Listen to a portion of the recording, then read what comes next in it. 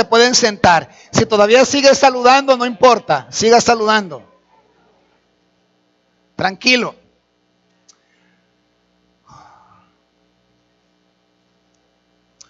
Muy bien.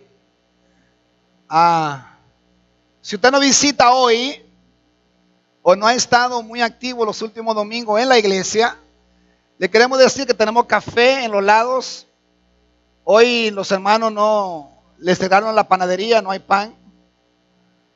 Mucho menos pescado porque estaba cerrada la pescadería. Pero siéntase como en su casa. Si usted no visita hoy, esta es su casa, pueden pararse, hay baños. Sí le vamos a pedir, y es mi deseo y es mi corazón, de que usted se enfoque y esté tranquilo, porque eso lo pedimos al Señor en la oración, ¿no? Para entender solo 2 versículos de la Biblia. Voy a introducir un tercero y le anticipo que vamos a regresar a esos versículos el domingo otra vez, porque son de extrema importancia. ¿Sí?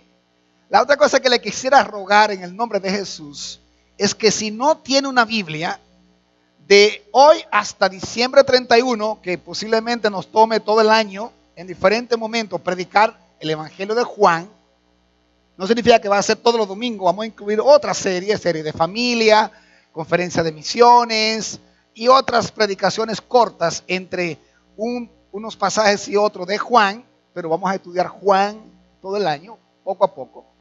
Entonces, sin una Biblia física, yo sé que podemos encender nuestras Biblias aquí, pero sin una Biblia física para subrayar, para escribir, para discutir los domingos y los días de su grupo en la semana, va a ser un poquito más difícil.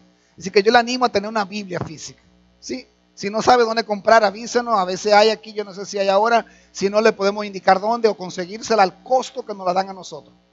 Que normalmente nos dan un 20, un 25, un 30% de descuento como iglesia. Y por último, antes de iniciar, ya sus líderes de grupo pequeño tienen el material. Porque yo personalmente a través del WhatsApp se lo pasé esta mañana. El material de esta semana. Es decir, que algunas cosas que no voy a explicar acá ya están en el material. Por ejemplo, entender un poco más el qué significa logos, esa palabra. Y yo no pretendo que tampoco lo entendamos esta semana. Vamos a seguirle buscando la vuelta para qué fue lo que Juan quiso decir cuando escribió: en el principio era el logos. A veces traducen el verbo, algunas versiones. En esta versión dice: en el principio ya existía el verbo. ¿Qué es eso? Otros dicen: existía la palabra. La lógica, depende de la traducción. Entonces, en el material que ya tienen sus líderes de grupo, entonces explicamos un poquito y va a haber discusión en el grupo. Si usted no está en grupo, yo quisiera animarle a que se incluya en un grupo. Y eso es sencillo. Al final del servicio, usted puede preguntarme a mí, los ancianos, ¿dónde están los ancianos? Jorge Gómez, aquí está la anciana esposa de Jorge, Jorge López, Napoleón y Rafael, ahí están. Pregúntele a ellos dónde le pueden ubicar, no importa dónde viva en la ciudad. Si vive en San Cristóbal, nos vamos para San Cristóbal y comenzamos un grupo allá. Si vive en otro lado, díganos para comenzar un grupo. De manera que podamos estudiar la Biblia junto en la semana. ¿Sí? Ok, vamos a leer los primeros versículos de Juan. Juan es el último de los evangelios. Voy a dedicar 30 minutos o menos a esta enseñanza hoy. Y luego vamos a tener adoración y otras cosas. Y al final voy a tener unos 15, 20, 25, media hora más con un resumen de lo que habíamos enseñado en los últimos meses y algunas aclaraciones que queremos hacer esta mañana. Vamos a los primeros versículos. En el principio, dice el texto, la versión internacional, ya existía el verbo. Y el verbo era con Dios y el verbo era Dios. Él estaba con Dios en el principio. Por medio de Él todas las cosas fueron creadas. Sin Él nada de lo creado llegó a existir. Bueno, esos 3 versículos de 18 versículos que los expertos en el Evangelio de Juan se han roto la cabeza, han dedicado horas y horas, años, libros y libros para tratar de explicar lo que llaman el prólogo de Juan. Y nos va a tomar varios domingos para nosotros abarcar todo esto. Ahora, antes de entrar en el texto, déjeme decirle algunos comentarios sobre el Evangelio completo de Juan. Algunos comentaristas consideran que el Evangelio o el libro que describe con mayor grandeza la persona de Jesús es Juan. Por ejemplo, alguien dijo que Juan es una joya y un diamante para reflejar la belleza de Juan. O sea, cuando usted dice, wow, qué linda es ese diamante, qué lindo es esa pulsera porque es de una joya preciosa, habla de su belleza. Esas son las palabras que han utilizado a través de la historia para hablar de Juan. Otros han dicho, es tierno y habla al corazón del ser humano, desde el corazón de Cristo, para demostrar o para hablar del espíritu de Juan. Si le preguntan, ¿cómo es el Evangelio? ¿Cuál es el espíritu de ese Evangelio? Es como algo tierno, hablar del corazón de Cristo al corazón de nosotros los humanos. Otros han dicho es voz de trueno para referirse al impacto, al poder poderoso. Es como una voz de trueno. Es algo que necesita la iglesia, no importa en el tiempo en que está viviendo. Necesitamos los cristianos. La verdad es que ninguna de las expresiones es exagerada. Ninguna. Todavía podemos poner otras más. Este libro es una combinación fascinante entre leche y carne, hablando espiritualmente, el lenguaje de Pedro. Entre algo sencillo, del ABC del cristiano, pero también es muy doctrinal. Es como leche y carne. Presenta simultáneamente un mensaje bellísimo en su sencillez, así como verdades de gran profundidad que nos pueden dejar hasta boquiabiertos. Así que vamos a estar jugando entre esa sencillez, pero esa profundidad del Evangelio de Juan. Alguien ha dicho que Juan es como un gran río, cuyo caudal es suficiente para que un elefante nade, pero para que una pequeña ovejita pueda brincar. ¿Qué le parece? Un elefante se puede meter y nadar, pero una pequeña oveja también puede brincar ese río. El libro no es un repaso ni una nueva forma literaria de contenido de Mateo, Marcos y Lucas. No es eso. De hecho, no sé si ustedes saben un término técnico para hablar de Mateo, Marcos y Lucas. Se hablan de los evangelios sinópticos, porque son muy parecidos y se juntan los tres evangelios para estudiarse. Juan no es un evangelio sinóptico. Juan es el evangelio. ¿Me siguen? Es decir, que no es una recopilación de Mateo, Marcos y Lucas, es algo diferente. Algunos expertos dicen que Juan seleccionó los eventos y enseñanzas de solo unos cuantos días de la vida de Jesús. Así que Juan no va a hablar de toda la vida de Jesús, sino de unos cuantos días solamente. Y es más, vamos a dividir el Evangelio de Juan en dos grandes secciones. Capítulo 1 al capítulo 12. Y algunos lo llaman como el libro de las señales. Vamos a ver esa palabra un ratito. El libro de las señales. Pero la segunda parte, especialmente del capítulo 12 en adelante, narran una semana de la vida de Jesús.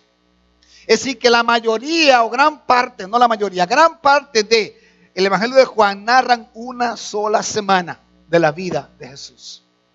En otras palabras, vuelvo a enfatizar, Juan toma algunas porciones de la vida de Jesús que le interesaban con el propósito. ¿Cuál es el propósito de este libro? Entonces los voy a invitar, si me ayudan también, yo no preparé ningún PowerPoint, pero los hermanos me van a ayudar.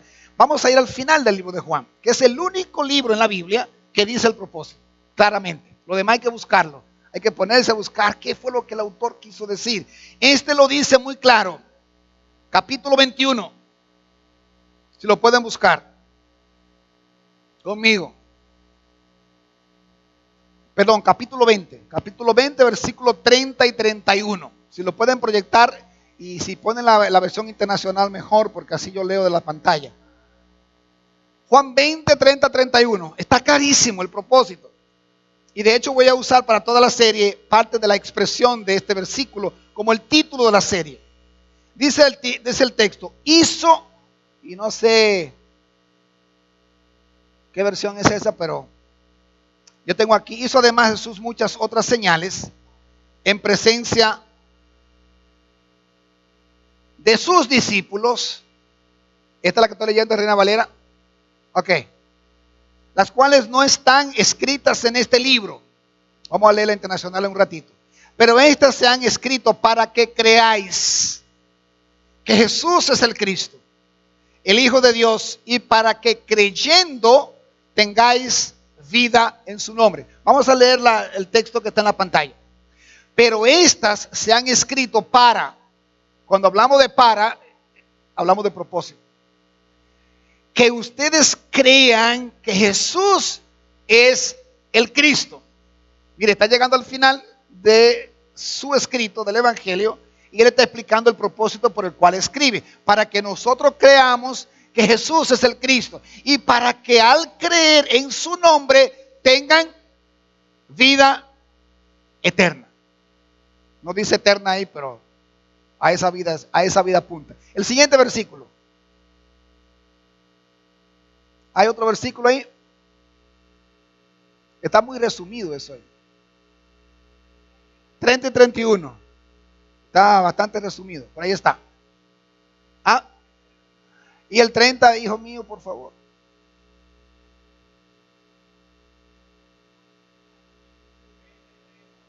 ...30 y 31... y si tú puedes poner lo que se ve el texto bíblico, porque es que está truncado en la pantalla, por lo menos ahí, y aquí, ahí se ve. El 30, por favor.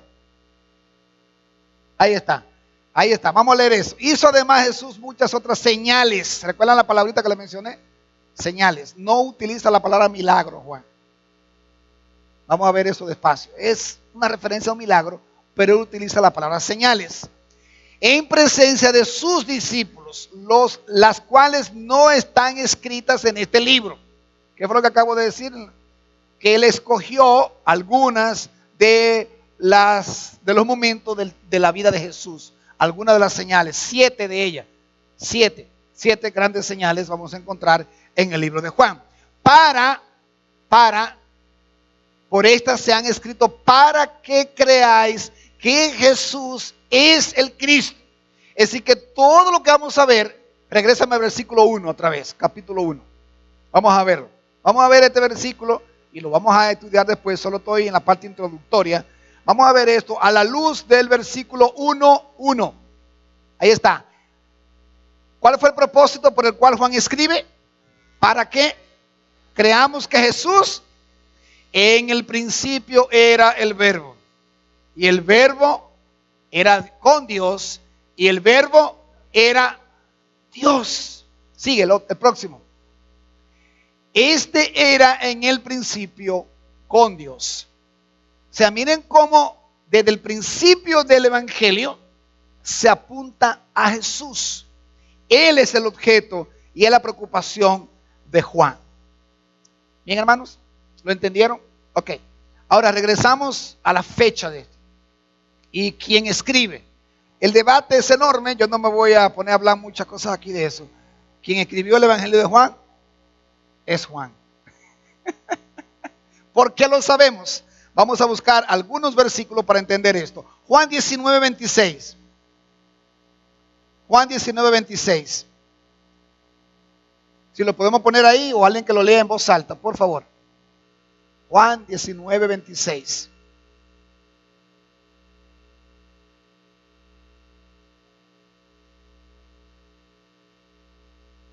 Mujer, ahí tienes a tu hijo. Y dice el discípulo a quien Jesús, o sea, él amaba. Yo creo que no hay discusión al respecto. Ahora vamos al versículo 35, en el mismo capítulo. 19:35. Alguien que lo lea un poquito más alto.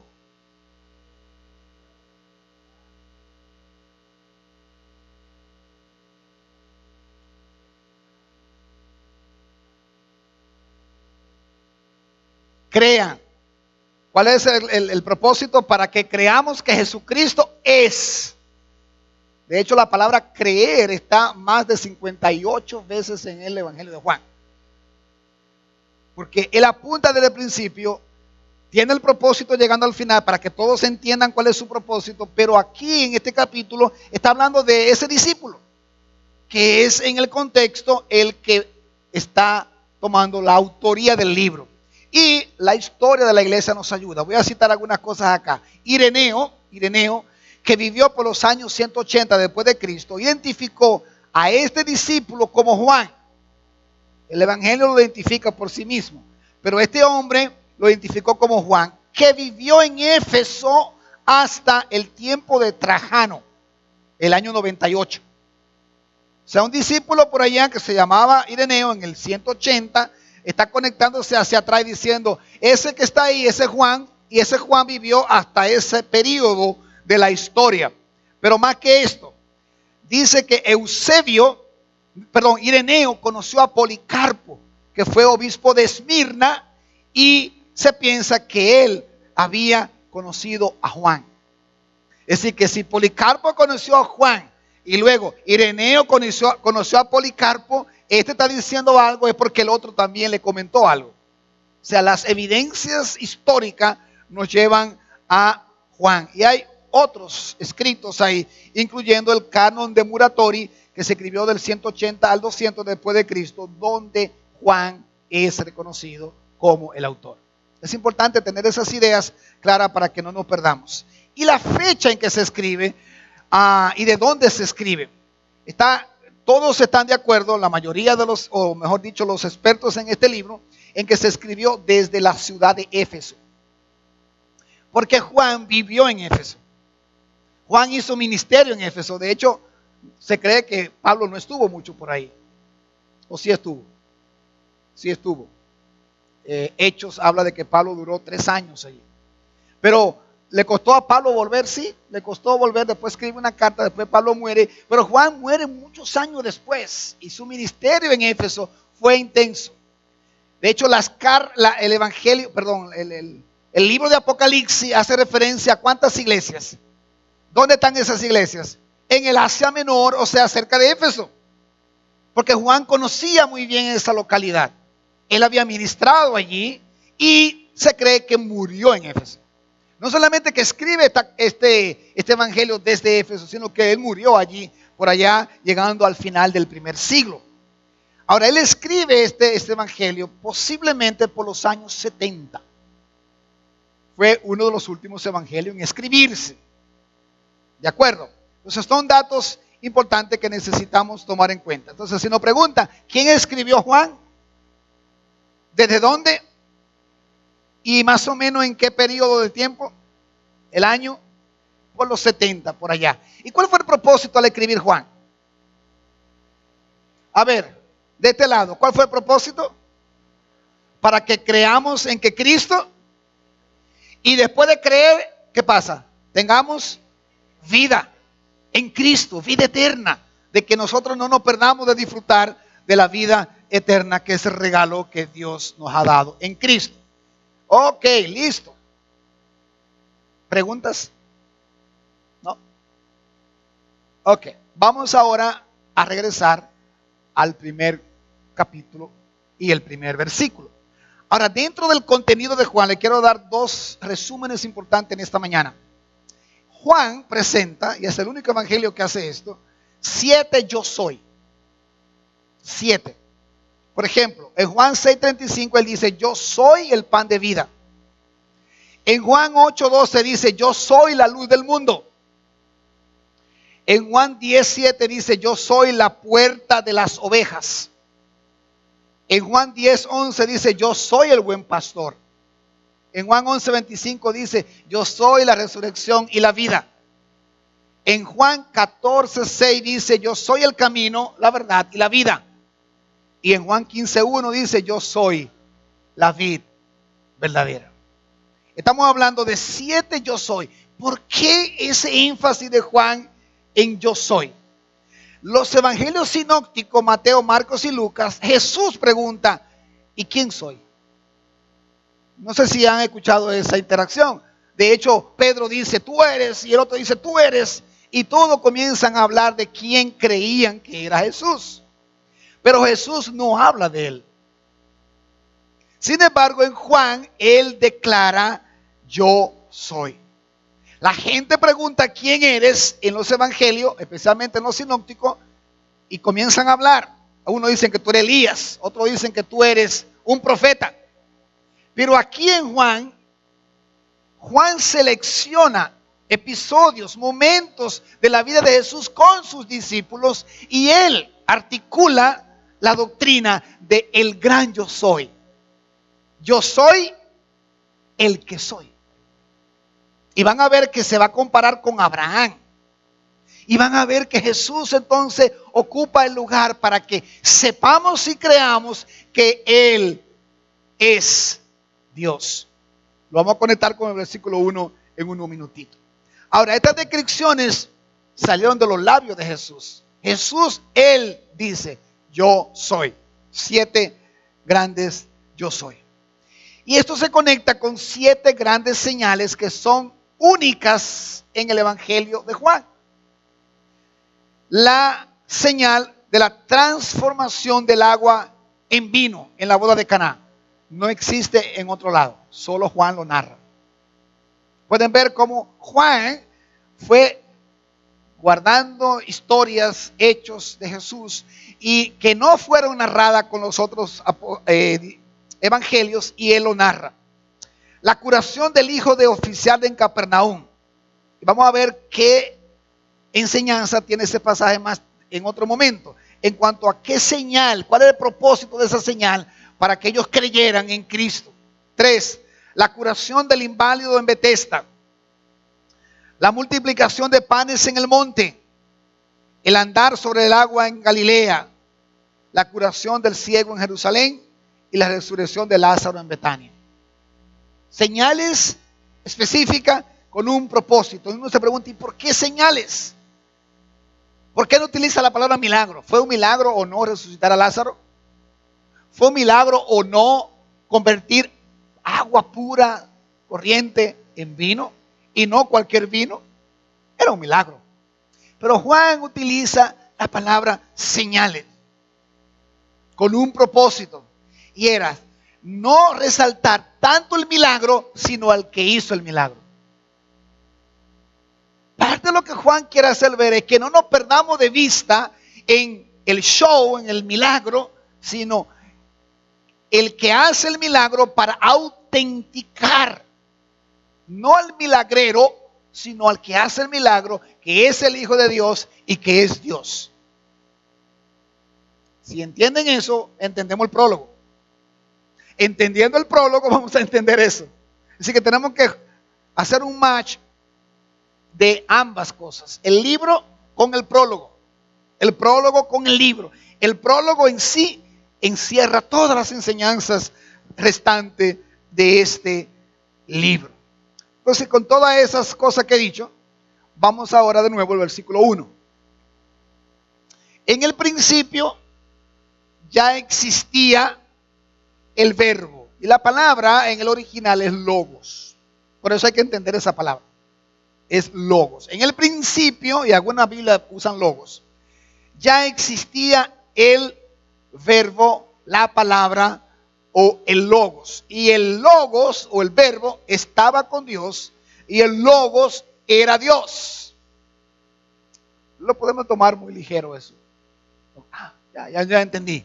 Por ahí hay una profundidad enorme. Lo primero que está diciendo acá, que existía. Ya existía antes de Génesis 1. Antes de Génesis 1, ya Cristo, o el logo, o el verbo, existía. ¿Qué significa eso? ¿Alguien me ayuda?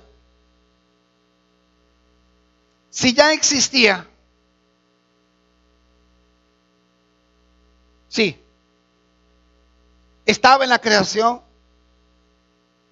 Un adolescente, a ver, entonces, ¿quién creó a Cristo? Un adolescente. ¿Quién creó a Cristo? ¿Perdón? No, pero yo quisiera que alguien se atreviera a decírmelo. Yo oigo voces anónimas. Quiero ver personas que lo dicen. Un adolescente. ¿Quién es el adolescente? Un adolescente. Es que quiero conectarme con los adolescentes. ¿No hay adolescente aquí?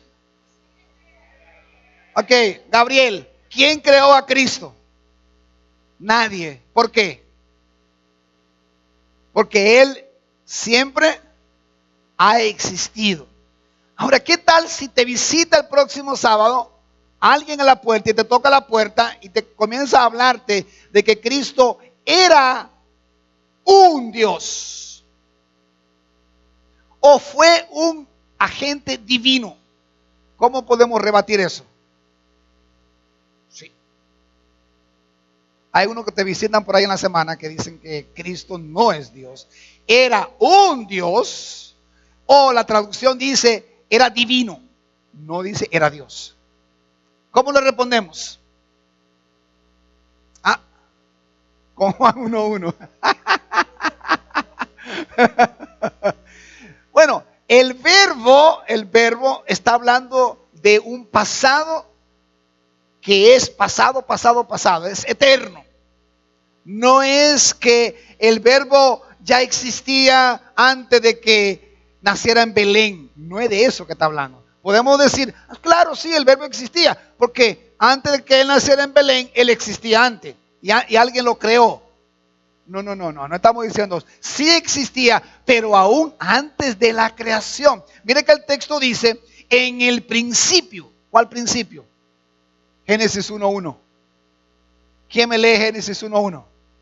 Vamos, alguien que lea Génesis 1:1. En el principio creó Dios los cielos y la tierra. Ese principio es el principio de Juan 1:1.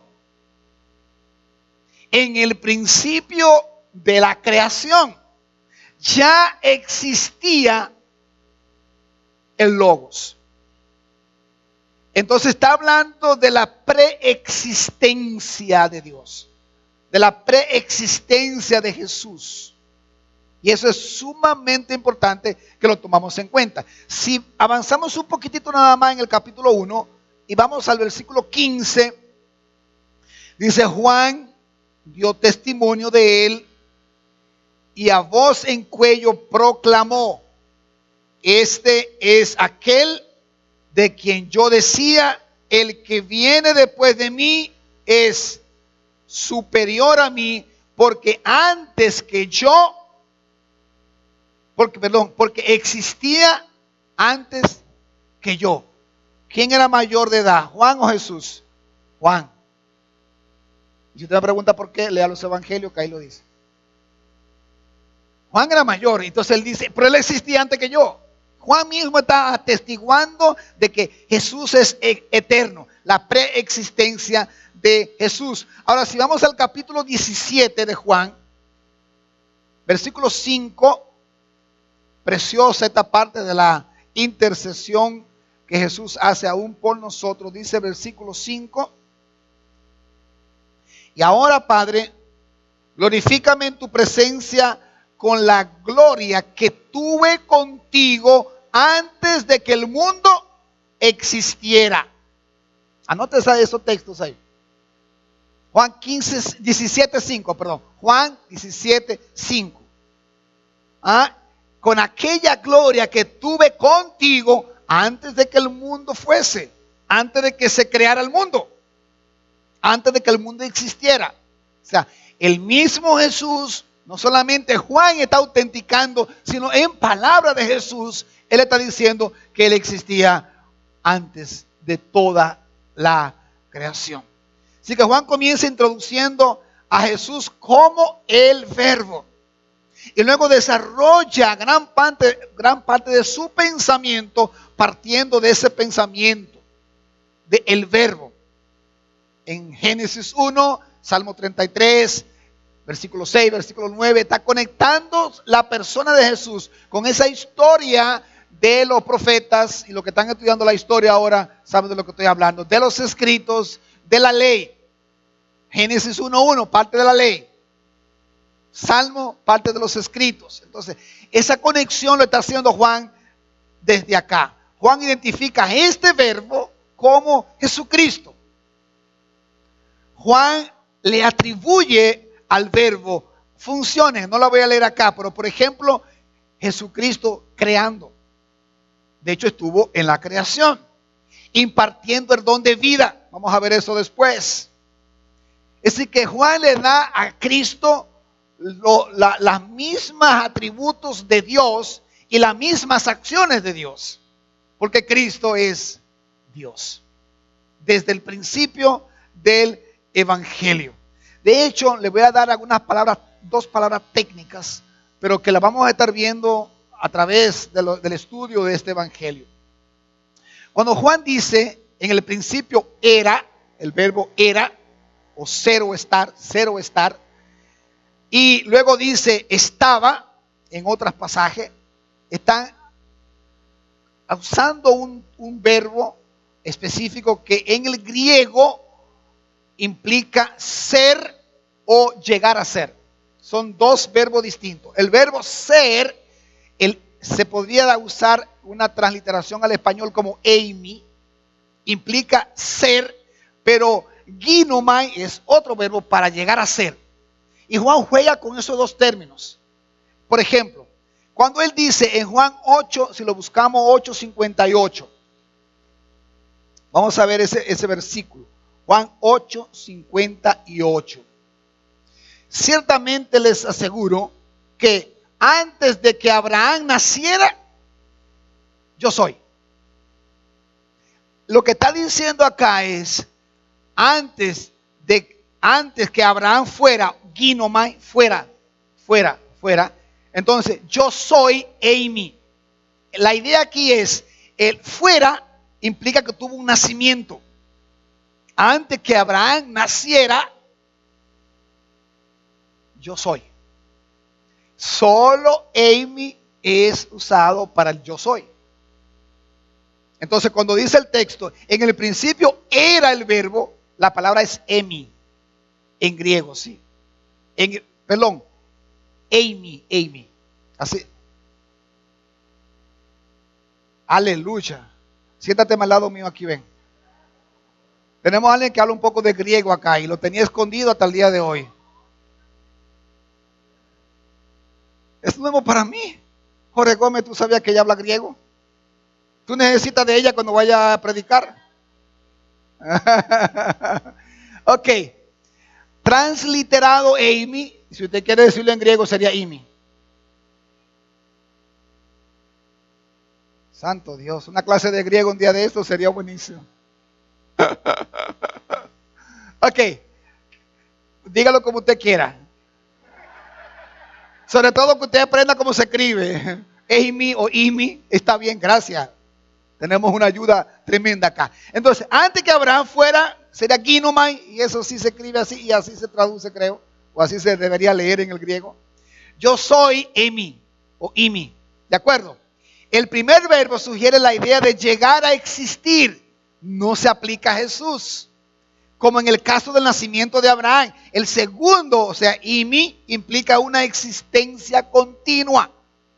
Jesús nunca llegó a ser. Él era.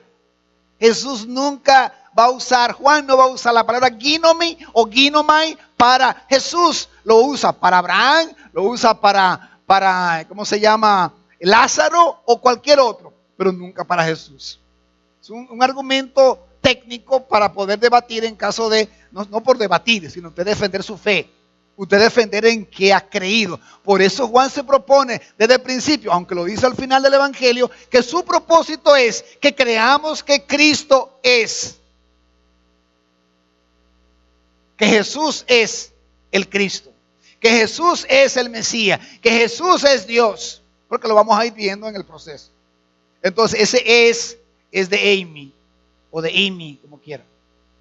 De tal manera que no fue que existió, que llegó a ser, que llegó a existir, sino Él es Dios.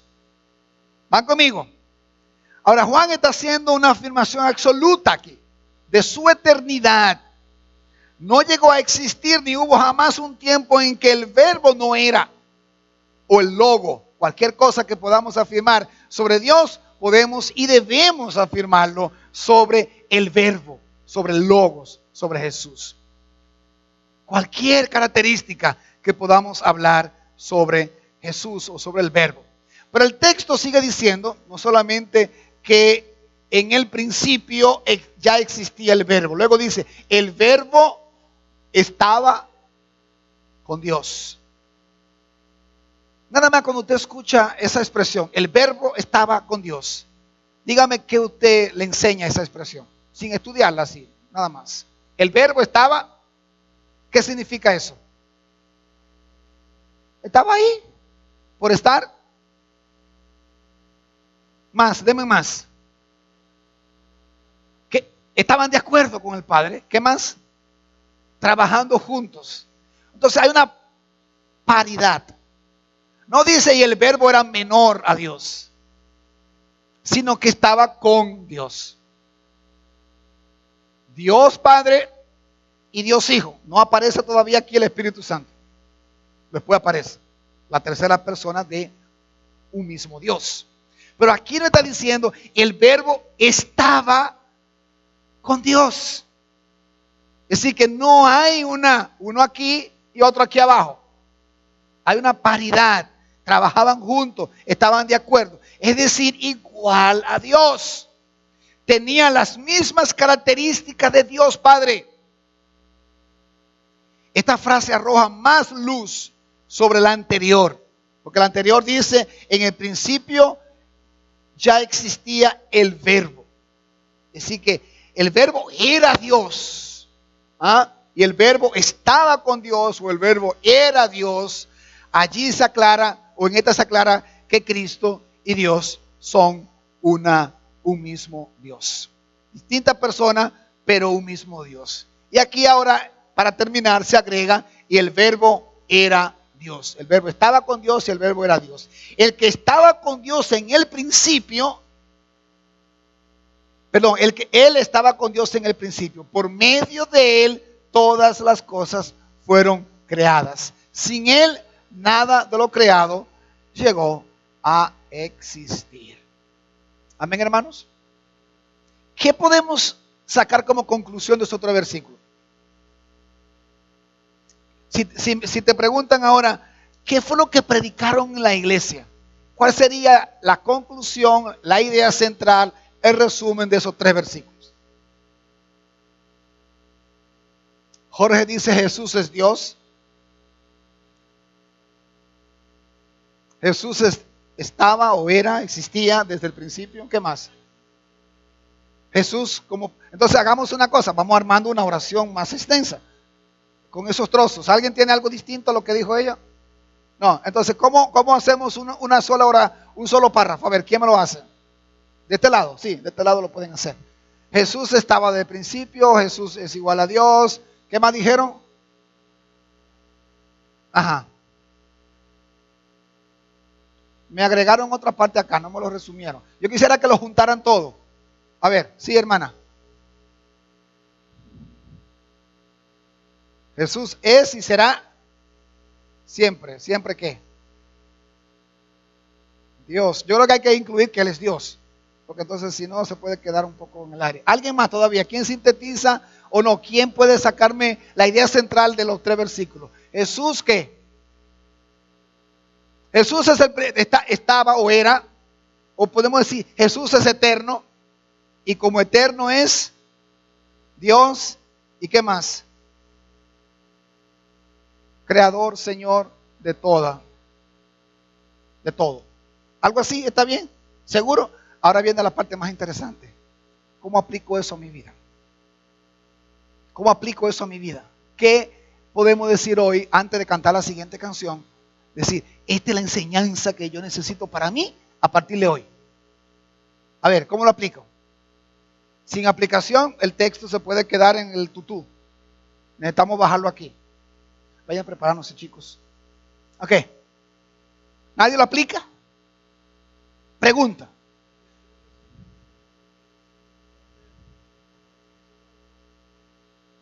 Ok.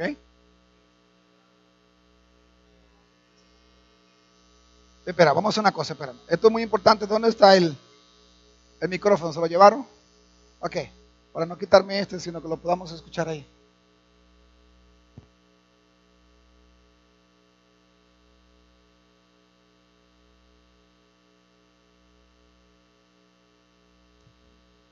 Sí, decía que Dios es eterno, siempre ha existido, todas las cosas fueron creadas por Él, para Él, y como aplicación entiendo que entonces al Dios que yo le sirvo es un Dios eterno, que todas las cosas son de Él, que Él las hizo, que son para Él, y esa es mi fe.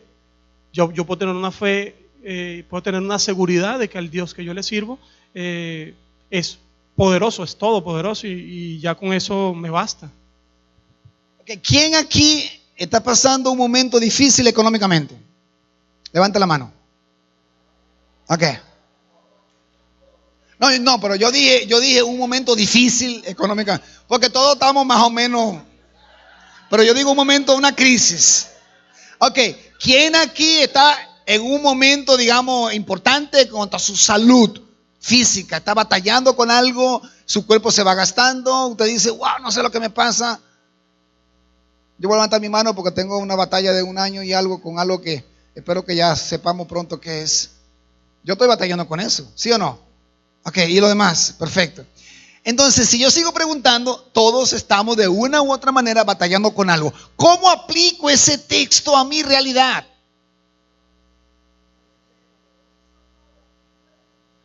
Sí, no, todavía está muy aéreo. Jesús hizo todo y Él puede con mi problema. Porque, hermano, si lo dejamos muy en el aire, no nos aferramos a esa palabra. Si Jesús convirtió el agua en vino, y Jesús le dijo a Lázaro, sal fuera. Pregunto, ¿tu problema es más grande que eso? ¿Qué es más pequeño? ¿Mi salud? Que a lo mejor estoy bien, son locura mía, o problemas emocionales, o problemas de estrés, qué sé yo. Y Aneri dice que la edad, pero eso son mañas, cosas de ella, ¿no? Pero aún fuera la edad, ¿qué es más difícil? ¿De que alguien que está 3 días en la tumba y salga? ¿O nosotros, que estamos batallando con algo pasajero y ligero? Entonces, hermano, yo no sé cuál es tu problema. Amigo o amiga que ha venido a la iglesia hoy, yo no sé cuál es tu problema. Puede ser un pecado terrible, puede ser un problema que usted dice, es que nadie me entiende. Es que, pastor, tengo una confusión en mi vida y yo no sé qué es lo que voy a hacer. O ayer veíamos en la conferencia de liderazgo, es que tengo un temor que me aterra. Tengo tanto temor que no me deja vivir. ¿Tú quieres vencer el temor? Hay alguien que a las tinieblas le dijo, hágase la luz en el principio. Voy a invitarla a ponerse de pie y que podamos cantar juntos esta adoración. Y también voy a invitarle a las personas que van a recoger las ofrendas, que puedan pasarlo, pero hagamos de esto también un momento de entrega al Señor. No solamente de nuestras posesiones, sino de ese temor, de esa duda, de esa enfermedad, de esa crisis económica, de esa situación con la cual tú no has podido vencer. Jesucristo lo va a vencer. Pregunto, ¿lo cree o no lo cree? Si lo cree, dice la palabra, verá la gloria de Dios. Y yo creo, yo no le sirvo a un Dios pequeñito, le sirvo a un Dios poderoso. Amén. Levante su mano, vamos a adorar al Rey.